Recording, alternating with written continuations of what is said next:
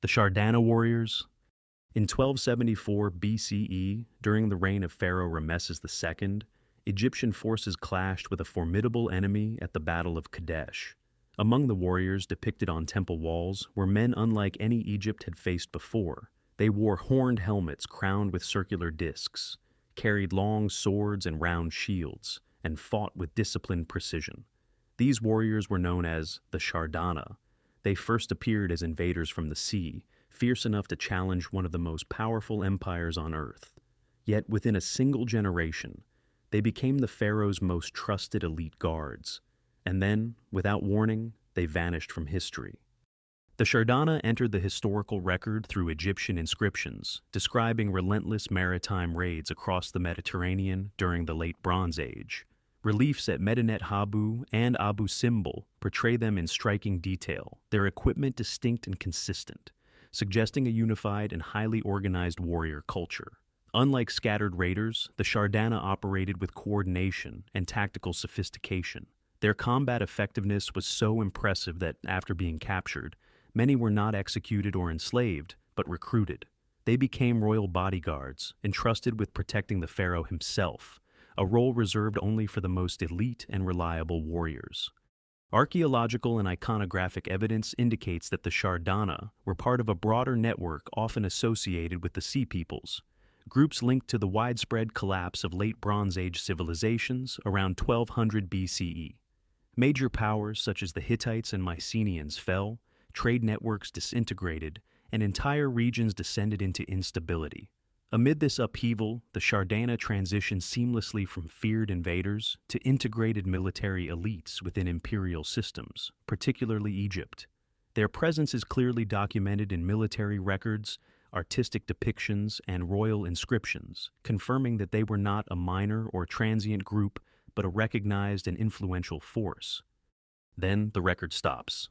After the 12th century BCE, references to the Shardana as a distinct people disappear. There are no chronicles of their defeat, no accounts of mass migration, and no identifiable homeland conclusively tied to them. Some scholars associate them with Sardinia, supported by similarities between Shardana depictions and the later Nuragic warrior figures, as well as the island's name. Yet this connection remains circumstantial rather than definitive. No inscriptions in their own language have been found. No royal lineage, cities, or administrative records can be confidently attributed to them.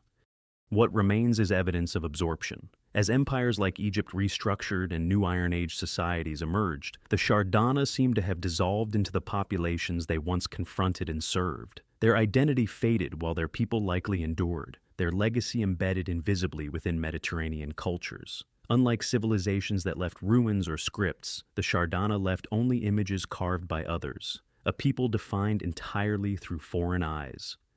Their disappearance reflects a recurring historical pattern. When powerful empires expand, they do not always destroy their rivals. Sometimes they absorb them so completely that the original identity ceases to exist. Names vanish. Languages fall silent. Histories are rewritten by those who remain.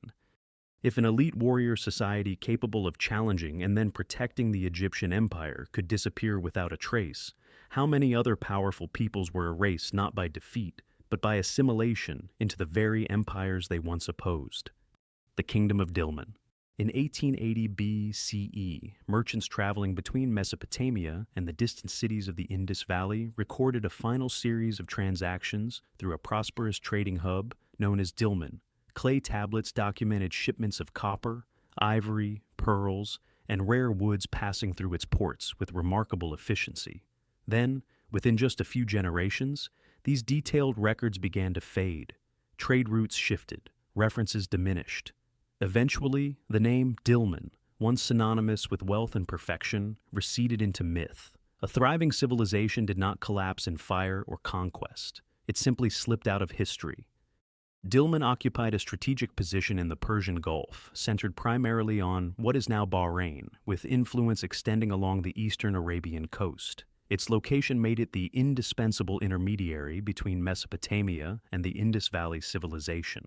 Archaeological excavations have uncovered vast burial mounds numbering in the tens of thousands, meticulously planned settlements, advanced water management systems, and a thriving port infrastructure.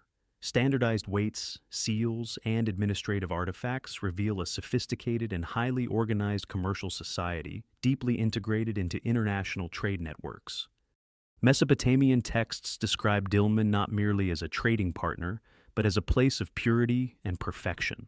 In the Epic of Gilgamesh, it was portrayed as a sacred land untouched by disease and death, a paradise at the edge of the known world. Yet beneath this almost mythical reputation was a powerful economic engine. Copper from Oman flowed through Dilmun to Mesopotamian cities, while goods from the Indus Valley passed through its ports, making it one of the most critical commercial hubs of the Bronze Age. Dilmun's prosperity was inseparable from its contact with advanced civilizations. Its administrative systems mirrored Mesopotamian models, and its trade depended heavily on the stability of distant empires. This interdependence became its greatest vulnerability. Around 2000 BCE, the Indus Valley civilization began to decline, disrupting Eastern trade.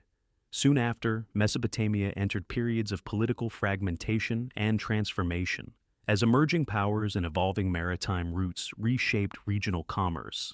Dilmun's strategic advantage eroded. By the mid-second millennium BCE, Dilmun had fallen under the influence and eventual control of Mesopotamian powers, particularly the Kassites of Babylon. Administrative references continued, but the tone had changed. Dilmun was no longer an equal trading partner. It had become a managed territory within a larger imperial system. Over time, mentions grew sparse and increasingly administrative in nature, stripped of cultural identity.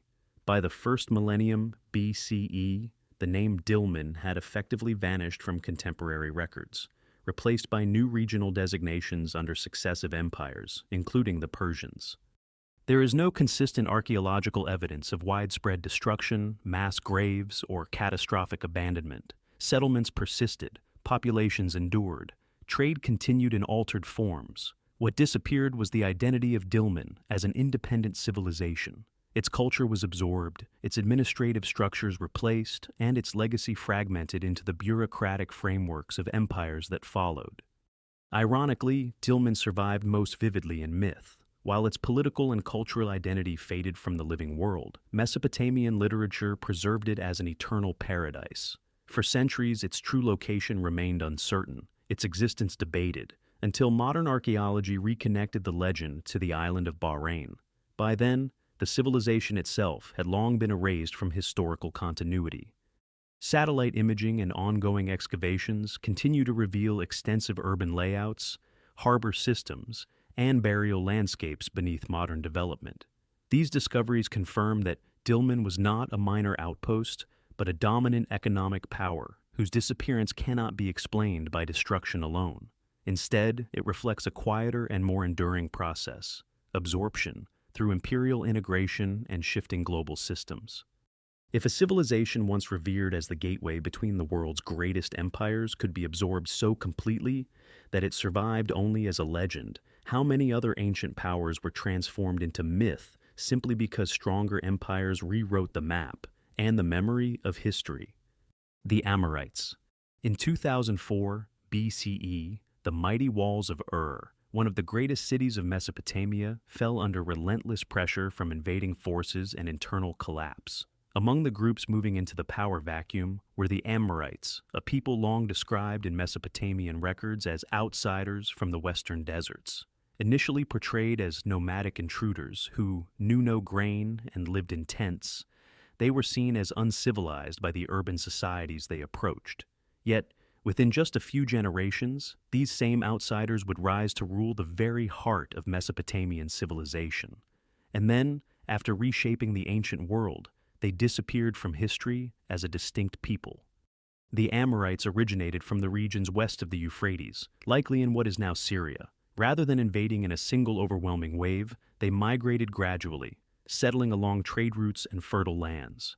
As Mesopotamia weakened due to climate stress, political fragmentation, and external pressures, Amorite leaders seized strategic opportunities. They established dynasties across key cities, including Mari, Larsa, Eshnunna, and most famously, Babylon, Their ascent was not merely military but administrative and cultural, demonstrating a remarkable ability to govern complex urban societies. The pinnacle of Amorite power came with Hammurabi of Babylon, who ruled from 1792 to 1750 BCE. Under his leadership, Babylon transformed from a modest city-state into a dominant regional empire. Hammurabi's legal code, inscribed on a towering basalt stele, became one of the most enduring symbols of ancient law and governance. Amorite rulers adopted Mesopotamian writing, religion, architecture, and bureaucracy, seamlessly integrating into the civilization they once approached as outsiders. Their names, however, preserved their heritage, and for centuries, their Amorite identity remained visible in royal lineages and administrative records. Yet this success carried the seeds of their erasure. The Amorites did not impose a separate cultural system. Instead, they fully embraced and reinforced Mesopotamian traditions. As new powers emerged, including the Hittites from Anatolia and the Kassites from the Zagros Mountains, Babylon's Amorite dynasty came to an abrupt end when the Hittites sacked the city in 1595 BCE. Soon after, the Kassites assumed control, maintaining Babylonian culture while reshaping its political structure. What followed was not displacement, but absorption. References to the Amorites as a distinct ethnic or political group steadily vanished from written records. No chronicles describe their destruction. No archaeological layer marks their sudden disappearance. Their cities remained vibrant, their institutions intact, and their populations continuous. The Amorites simply merged into the broader Mesopotamian world they had mastered. Their language faded, their tribal affiliations dissolved, and their identity was replaced by Babylonian and Assyrian cultural continuity. Cuneiform archives, once filled with references to Amorite individuals and dynasties, grew silent on the name. Later empires that meticulously documented peoples, territories, and conquests made no mention of the Amorites as a living group. Genetic and cultural continuity suggests they never left. Instead, they became indistinguishable from the populations they once ruled. Their greatest achievement, complete integration into advanced urban civilization, ensured their historical disappearance. Unlike civilizations erased by catastrophe, the Amorites vanished through success. They conquered the system, became the system, and were ultimately absorbed by it. Their legacy endured in law, governance, and imperial structure, yet their identity dissolved so completely that it survived only in ancient texts and archaeological interpretation. If a people capable of founding empires and shaping the legal foundations of civilization could vanish without migration, destruction, or exile, how many other nations were erased not by defeat, but by becoming indistinguishable from the empires they helped build? The Kassites of Babylon. In 1595 BCE, Babylon, the greatest city of Mesopotamia, fell to an unexpected and swift assault by the Hittites. The invaders looted its temples, carried off sacred statues, and then withdrew just as abruptly as they had arrived. The sudden power vacuum left the region exposed and unstable. From the shadowed Zagros Mountains to the east emerged a people scarcely known to the urban world of Mesopotamia. They were the Kassites. Within a remarkably short time, they seized control of Babylon, and over the next 4 centuries, they would rule one of the ancient world's most prestigious civilizations. Yet, despite their long and stable reign, the Kassites would eventually disappear so completely that their identity survives only in fragments scattered across foreign records and broken inscriptions. The Kassites were first mentioned in Mesopotamian texts as highland tribes, peripheral and largely insignificant to the great powers of the time. Their language bore no clear relation to the dominant linguistic families of the region, and their cultural origins remained obscure even to their contemporaries. But after Babylon's fall, they did not merely conquer the city. They transformed themselves into its guardians. Establishing what historians now call the Kassite dynasty, they ruled Babylon from approximately 1595 to 1155 BCE, marking one of the longest and most stable periods in Babylonian history. Rather than imposing their own culture, the Kassites adopted Babylonian language, religion, administration, and legal systems with striking thoroughness. They restored temples, revived economic networks, and re-established Babylon as a diplomatic powerhouse. Correspondence preserved in the Amarna letters reveals Kassite kings communicating as equals with the rulers of Egypt, the Hittite Empire, and Mitanni. Their capital at Dur-Kurigalzu featured monumental architecture, including towering ziggurats and expansive administrative complexes, demonstrating both engineering capability and centralized authority. Yet the Kassites left behind remarkably little of their own cultural voice. Their language appears only in limited inscriptions, personal names, and specialized terms, many related to horses and chariotry. Distinctive boundary stones known as kuduru recorded land grants and displayed intricate carvings of divine symbols, serving as enduring markers of Kassite governance. Still, beyond these artifacts, their native traditions remain largely invisible, overshadowed by the Babylonian civilization they so effectively preserved. The beginning of their disappearance was gradual and almost imperceptible. By the late 2nd millennium BCE, Babylon faced mounting pressure from external forces, particularly the Elamites from the east and Assyria from the north. Around 1155 BCE, Elamite forces invaded Babylon, capturing the city and carrying off its treasures, including the revered statue of Marduk. Kassite political authority collapsed, yet there is no evidence of mass extermination, forced migration, or widespread societal rupture. Cities remained populated, institutions endured, and Babylonian culture continued uninterrupted under successive rulers. What vanished was the Kassite identity itself. Within a few generations, references to the Kassites as a distinct people faded from historical records. Later, Assyrian and Babylonian texts, meticulous in cataloging conquered nations and subject populations, scarcely acknowledged them as a living group. Their language disappeared entirely. Their traditions dissolved into the dominant Babylonian framework. Archaeology reveals continuity of life, not destruction. The Kassites did not fall in flames. They faded into the civilization they had ruled and preserved. Their story presents a paradox. Few foreign dynasties governed a major civilization for so long and so successfully, yet that very success ensured their erasure. By embracing Babylon completely, they left history with a stable empire, but without a surviving Kassite identity.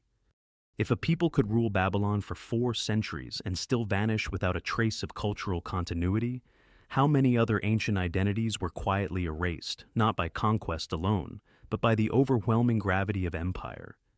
The Kingdom of Arzawa. In 1350 BCE, diplomatic letters written in careful Akkadian script crossed the eastern Mediterranean, traveling between royal courts that shaped the fate of the ancient world. Among them were messages exchanged between the pharaoh of Egypt and a ruler named Tarhundaradu of Arzawa. The tone was unmistakable. These were not communications with a minor frontier state, but with a recognized power, treated as an equal among the great kingdoms of the late Bronze Age.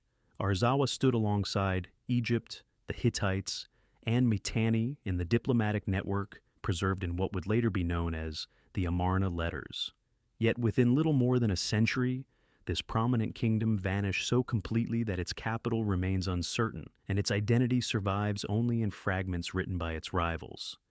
Arzawa occupied the fertile and strategically vital regions of western Anatolia, likely centered near what is now the Aegean coast of Turkey. Its position allowed it to control key trade routes connecting the Anatolian interior with the Mediterranean world. Archaeological and linguistic evidence suggests strong connections with Luwian-speaking populations and possible interactions with Mycenaean Greece. Material culture, including pottery and architectural styles, reflects a dynamic society engaged in both regional and international exchange. Arzawa was not isolated. It was deeply embedded in the political and economic fabric of the Bronze Age world. To the east, however, lay a formidable rival, the Hittite Empire. For decades, Arzawa and the Hittites contested control over western Anatolia. Hittite records describe Arzawa as a persistent and capable adversary, one that could form alliances, incite rebellions among Hittite vassals, and exploit moments of imperial weakness. At times, Arzawa emerged as the dominant power in the region, particularly when internal crises and external pressures strained Hittite authority. Its diplomatic engagement with Egypt was likely part of a strategic effort to counterbalance Hittite expansion, positioning Arzawa as a central player in the geopolitical chessboard of the late Bronze Age. The turning point came in the 14th century BCE under the Hittite king Suppiluliuma I, and later his successor, Mursili II. Hittite military campaigns, described in detailed royal annals, pushed deep into Arzawan territory.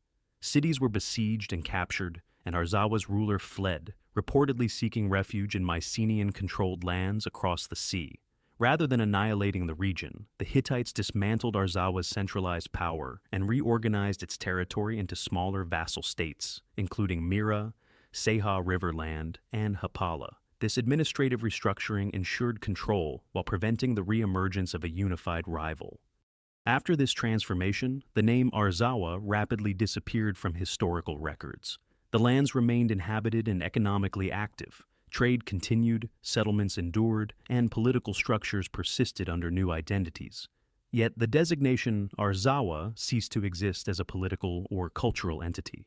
There is no clear archaeological layer marking a final destruction, no mass abandonment of cities, and no record of a migrating population preserving the name elsewhere.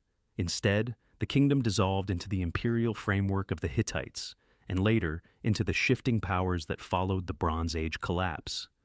The mystery deepens with the absence of definitive archaeological identification of Arzawa's capital, often associated with the site of Apasa, possibly near later Ephesus. Despite extensive research in a region rich with ancient remains, no discovery has conclusively confirmed the administrative heart of a kingdom once recognized by Egypt as a diplomatic equal. Its physical and political center remains elusive, as though the core of Arzawa was absorbed and overwritten by successive civilizations. Arzawa's disappearance was not marked by silence in the land, but by silence in the name. Its people continued, its cities evolved, and its culture flowed into the Luwian and later Anatolian and Greek worlds. Yet the identity that once stood among the great powers of its age was systematically replaced through imperial integration and administrative redesign. If a kingdom powerful enough to negotiate with pharaohs could be erased so thoroughly that even its capital remains uncertain, how many other ancient powers were not destroyed, but simply renamed until their existence faded from memory? The Luwians. In the early 20th century, archaeologists excavating the ruins of ancient Anatolia uncovered inscriptions written in a script unlike the well-known cuneiform of Mesopotamia or the hieroglyphs of Egypt. Carved into stone monuments, stamped onto seals, and etched across forgotten city walls were symbols belonging to a civilization that had once dominated vast stretches of western and southern Anatolia. This civilization was not newly discovered. It had always been there, hidden in plain sight, overshadowed by the empires that documented history in their own names. These were the Luwians, a people whose influence shaped the late Bronze Age world, yet whose identity faded so completely that history nearly erased them. The Luwians spoke an Indo-European language and occupied a broad region across Anatolia as early as the 2nd millennium BCE.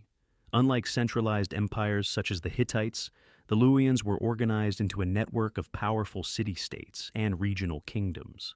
Their presence is preserved in both cuneiform texts and a distinctive Anatolian hieroglyphic script, used in monumental inscriptions that proclaimed royal authority and recorded political events. Archaeological evidence reveals fortified cities, advanced metallurgy, complex road networks, and thriving trade connections linking the Aegean, the Near East, and the Mediterranean. Far from being peripheral, the Luwians formed one of the structural foundations of Anatolian civilization. Throughout the height of the Hittite Empire, Luwian-speaking populations were deeply embedded within imperial administration, military command, and regional governance. Many Western Anatolian kingdoms, including Arzawa and Mira, were culturally and linguistically Luwian. Their proximity to Mycenaean Greece positioned them at the crossroads of international trade and diplomacy. Some scholars have even proposed connections between Luwian regions and the legendary setting of Troy, suggesting that the geopolitical tensions reflected in later Greek epics may have originated within this Luwian world. The late Bronze Age collapse around 1200 BCE shattered the established order across the eastern Mediterranean. The Hittite Empire fell, Mycenaean palaces burned, and long-standing trade networks disintegrated. In the aftermath, Luwian-speaking states did not vanish immediately. Instead, they re-emerged as Neo-Hittite or Syro-Anatolian kingdoms, such as Carchemish, Melid, and Tabal. These states preserved Luwian language and hieroglyphic writing, erecting monumental inscriptions that documented rulers, conquests, and divine legitimacy. For a time, Luwian identity remained vibrant and visible. Then came the Assyrian expansion. Beginning in the 9th century BCE and intensifying in the 8th, the Neo-Assyrian Empire advanced relentlessly into Anatolia and Syria. Through a combination of military conquest, forced deportations, administrative restructuring, and cultural integration, Assyria dismantled the independent Luwian-speaking kingdoms.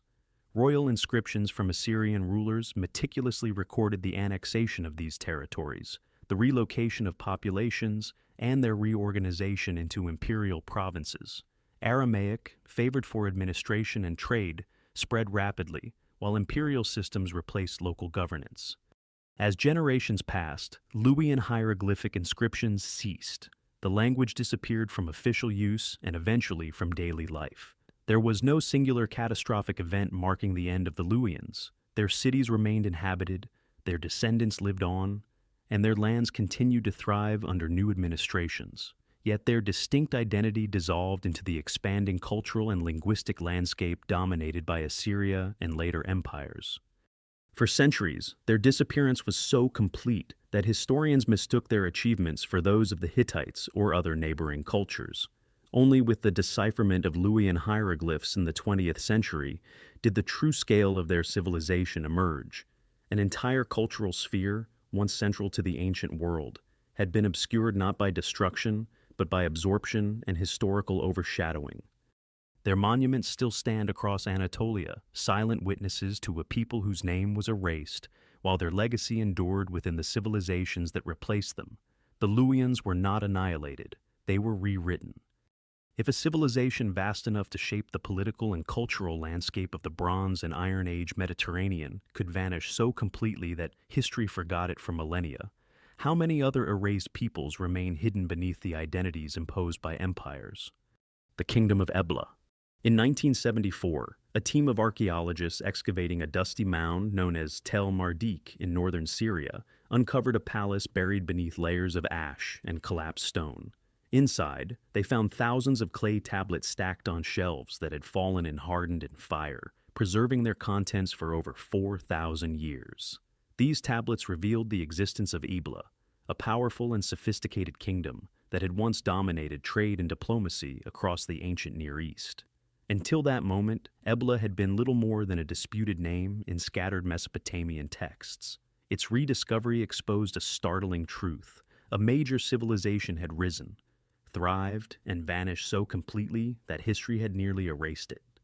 At its height around 2500 to 2300 BCE, Ebla controlled a vast network of trade routes stretching from Mesopotamia to the Mediterranean and deep into Anatolia and the Levant. Its strategic location allowed it to function as a commercial and diplomatic hub, linking multiple civilizations. The palace archives, containing more than 17,000 tablets written in cuneiform, documented treaties, trade agreements, legal codes, tax records, and diplomatic correspondence. These records revealed a highly organized state with a complex bureaucracy, standardized economic systems, and an extensive network of allied and subordinate cities.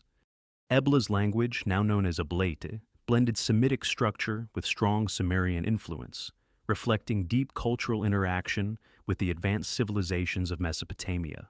The kingdom maintained formal diplomatic relations with major powers such as Kish and Mari, and its economy thrived on textiles, metals, timber, olive oil, and wine. Monumental architecture, administrative precision, and economic reach placed Ebla firmly among the great civilizations of the early Bronze Age.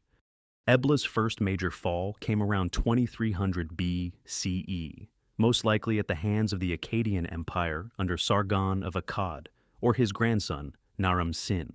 Archaeological evidence shows intense destruction, with the palace engulfed in flames, an event that inadvertently preserved its archives. Yet Ebla was not erased. The city was rebuilt and re-emerged as a regional power during the early 2nd millennium BCE, operating within a landscape increasingly shaped by dominant empires such as Mari, Yamhad, and later the Hittites.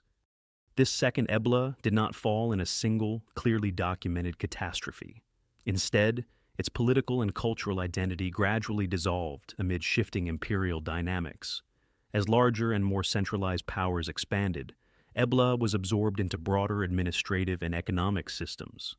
By around 1600 BCE, likely during Hittite campaigns into Syria, the city was destroyed again. This time, it did not return as an independent power.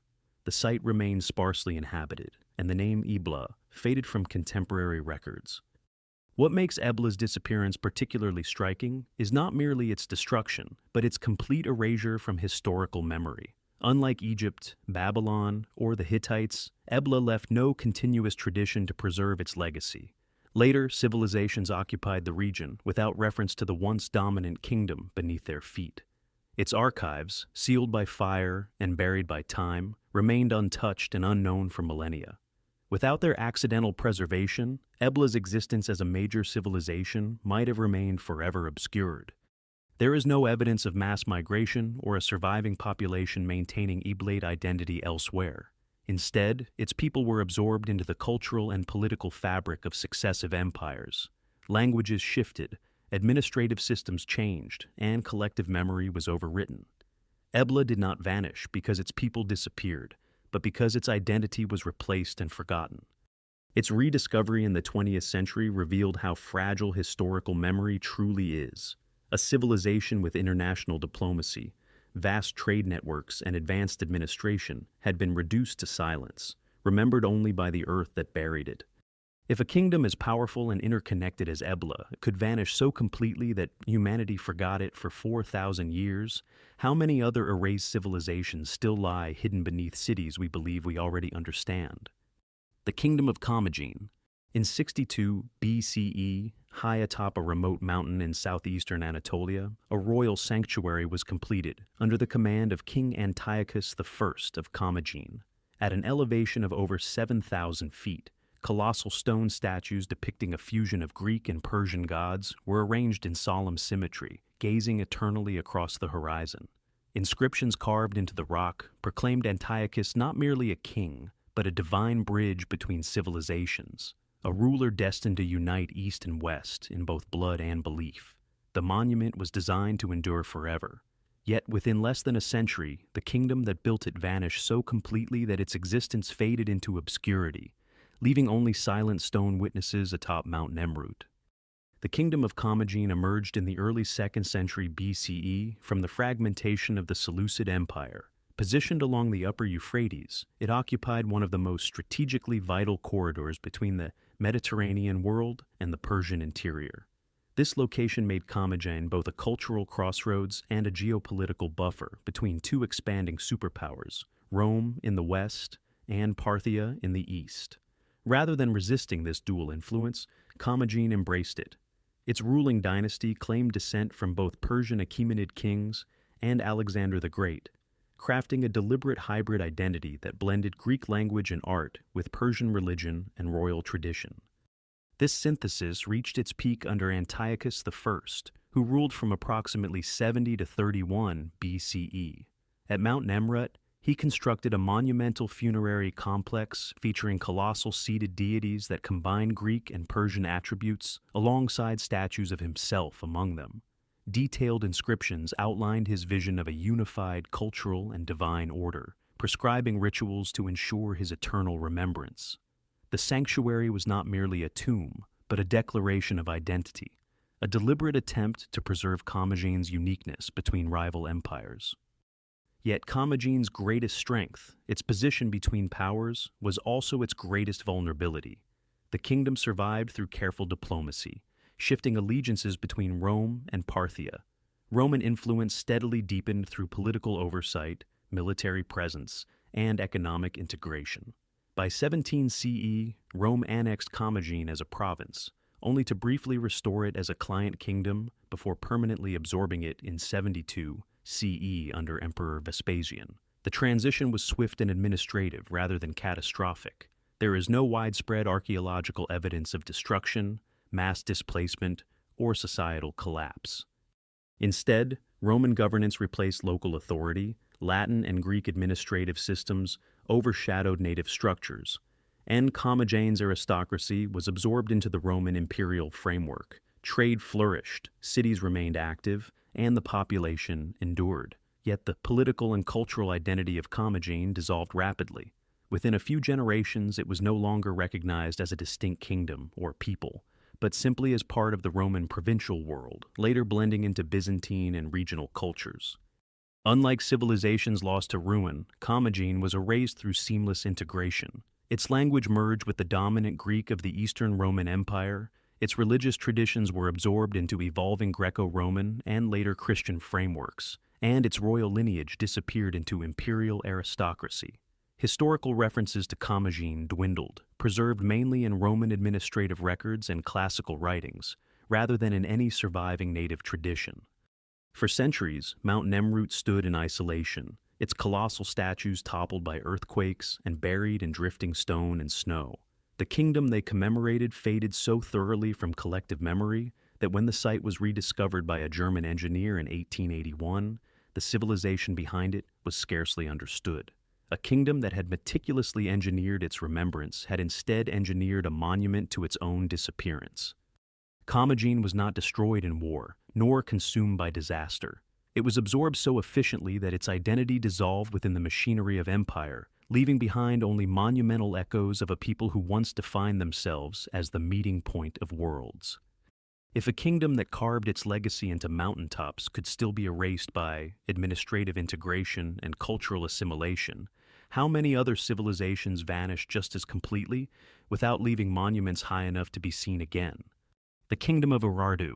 In 1827, on the shores of Lake Von in eastern Anatolia, a scholar named Friedrich Eduard Schultz carefully copied strange wedge-shaped inscriptions carved into towering stone walls. The markings resembled Assyrian cuneiform, yet the language was unfamiliar. Before he could complete his work, Schultz was killed during regional unrest, and his notes were nearly lost.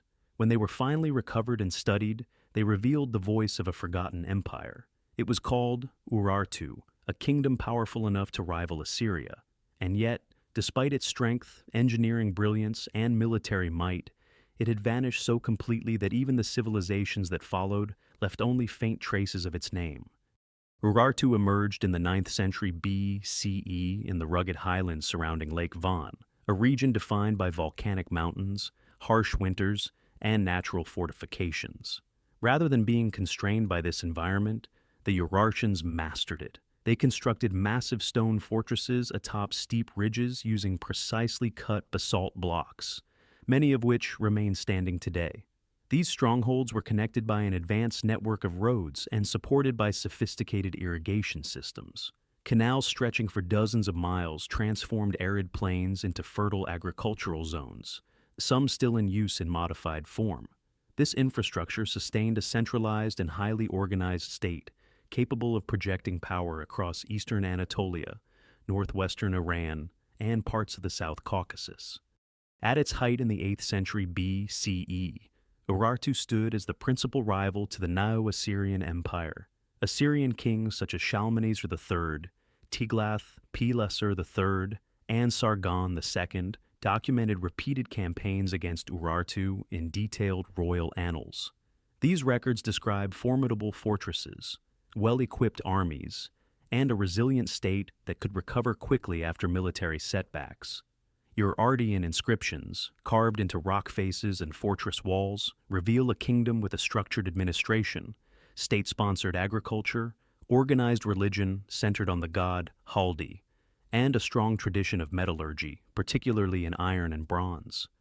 Yet the decline of Urartu did not unfold as a dramatic imperial collapse. By the late 7th century BCE, Assyria itself was weakening under pressure from the Medes and Babylonians. Simultaneously, nomadic groups such as the Scythians and Cimmerians swept through the region, destabilizing established political systems. Archaeological evidence from Urartian sites reveals episodes of destruction, including burned fortresses and abandoned settlements. But these events were uneven and fragmented. There is no single empire-wide destruction layer marking a definitive end. By the early 6th century BCE, Urartu had disappeared from historical records. In its place, new political entities emerged, most notably the region known as Armenia under the expanding Achaemenid Persian Empire. Persian administrative inscriptions refer to the area as Armena, while earlier Assyrian sources had called it Urartu. This shift in terminology reflects not a depopulated landscape, but a transformed identity. Settlements continued, agriculture persisted, and cultural practices evolved. The people remained, but the name and political structure of Urartu dissolved into a new imperial and ethnic framework. Linguistically and culturally, the transformation was profound. The Urartian language, related to Hurrian and written in adapted cuneiform, vanished entirely, replaced by early forms of the Armenian language, an Indo-European tongue. Unlike empires that left enduring literary traditions, Urartu's written legacy was confined largely to royal inscriptions, offering no continuous narrative to preserve its identity after its political fall. As new powers consolidated control, memory of Urartu faded, absorbed into the emerging Armenian cultural and historical landscape. For centuries, the monumental fortresses and inscriptions scattered across the highlands were attributed to Assyrians, Persians, or even mythical giants. Only in the modern era did archaeology restore Urartu to its rightful place as a major ancient power. Its disappearance had been so complete that history itself required reconstruction to remember it. Urartu was not erased by a single conqueror, nor annihilated in a final battle. It was transformed, absorbed, and renamed within the expanding systems of new empires. Its people endured, its lands remained inhabited, and its engineering legacy persisted, yet its identity as Urartu vanished from living memory. If a kingdom capable of rivaling Assyria and reshaping an entire landscape could disappear so thoroughly that it survived only in stone inscriptions, how many other ancient empires were not destroyed, but simply renamed until their existence was forgotten? The Mitanni Kingdom. In 1887, a local farmer digging through the ruins of an ancient settlement at Tel El Amarna in Egypt uncovered a cache of clay tablets buried beneath the desert floor. These tablets, later known as the Amarna letters, revealed an intricate web of diplomatic correspondence between the great powers of the Late Bronze Age. Among the most prominent voices was that of a king named Tushratta, ruler of a powerful state called Mitanni. He addressed the pharaoh of Egypt as an equal, negotiating royal marriages, exchanging lavish gifts, and discussing matters of geopolitical balance. Yet, within little more than a century of this diplomatic prominence, Mitanni disappeared so completely that even its capital remains unconfirmed. A kingdom once central to international diplomacy vanished into the margins of history. Mitanni emerged around the 16th century BCE in northern Mesopotamia and Syria, strategically positioned between the expanding powers of Egypt, the Hittites, and Assyria. Its strength rested on military innovation, particularly its mastery of horse training and chariot warfare. A remarkable Hittite text, attributed to a Mitanni trainer named Kikali, details advanced conditioning techniques using timed intervals and controlled exertion, methods strikingly similar to modern endurance training. This technological and tactical advantage allowed Mitanni to dominate the region and command respect from neighboring empires. What made Mitanni uniquely enigmatic was its cultural composition.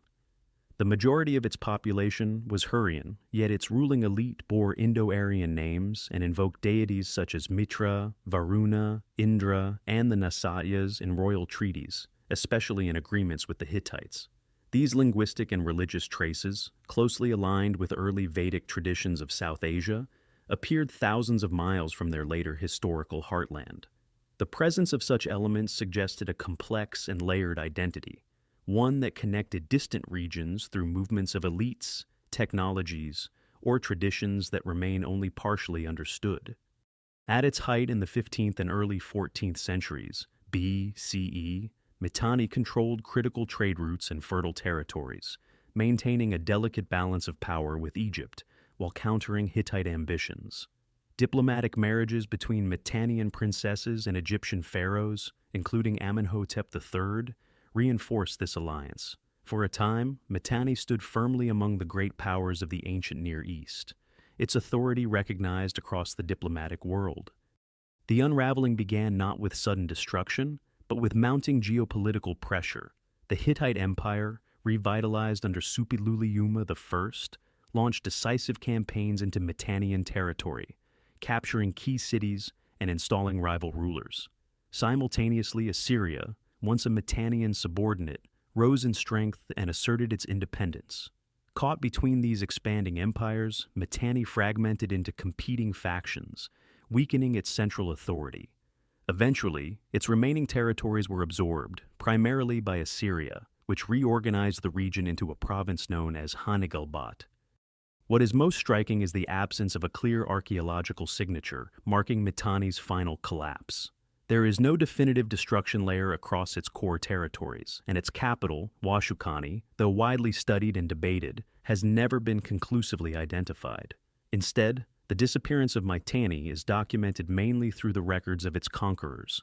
Within a few generations, its royal lineage vanished, its political identity dissolved, and its language faded from administrative use. Hurrian traditions were absorbed, and the Indo-Aryan elements that once defined its elite disappeared entirely from the region. Yet the population endured. Settlements continued under Assyrian rule, and cultural elements blended into the broader imperial framework. Mitanni was not erased through annihilation, but through systematic integration. Its institutions were dismantled, its elites replaced or assimilated, and its identity rewritten within the administrative structure of a rising empire. Without monumental inscriptions rivaling those of Egypt or Assyria, Mitanni's legacy survived only in scattered texts preserved by others. For centuries, Mitanni existed as little more than a scholarly puzzle reconstructed from foreign archives. A kingdom that once shaped the balance of power in the ancient world had been reduced to fragments of correspondence and elusive archaeological traces. If a civilization influential enough to negotiate as an equal with Egypt and reshape the warfare of its era could disappear without a confirmed capital or clear record of its fall, how many other ancient powers were erased simply because the empires that absorbed them controlled the story that followed?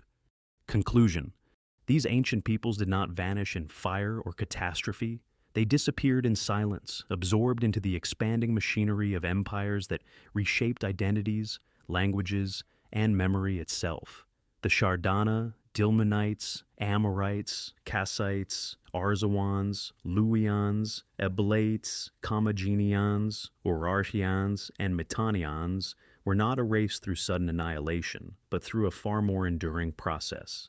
Assimilation, administrative restructuring, linguistic replacement, and cultural integration transformed once distinct civilizations into indistinguishable parts of larger imperial systems. What remained were cities still inhabited, landscapes still cultivated, and populations still alive, but stripped of the identities that once defined them. Across different regions and centuries, a consistent pattern emerges. Expanding empires did not rely solely on conquest to secure dominance.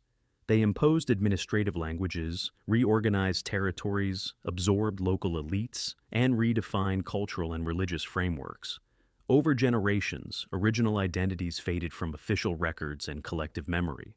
Scripts ceased to be written, native names disappeared from inscriptions, and histories were rewritten from the perspective of imperial power. The absence of destruction layers in many of these regions reveals a quieter, more systematic transformation.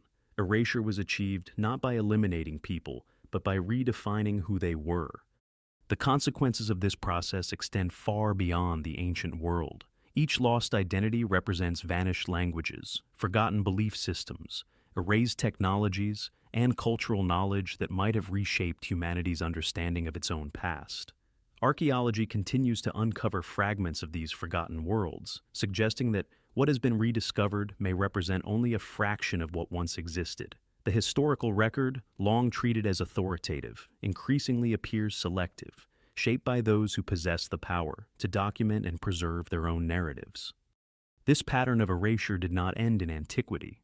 Systems of power continue to shape historical narratives, elevate certain voices, and obscure others. Archives remain classified, discoveries are filtered through institutional frameworks, and interpretations are influenced by prevailing paradigms. What is known may be only a curated portion of what has been discovered, while countless identities remain buried beneath modern cities, shifting deserts, and unexamined landscapes. The true question is not whether entire peoples were erased from history. The evidence makes that clear. The deeper question is, how many more have already been forgotten? Their stories overwritten so completely that humanity no longer realizes they ever existed.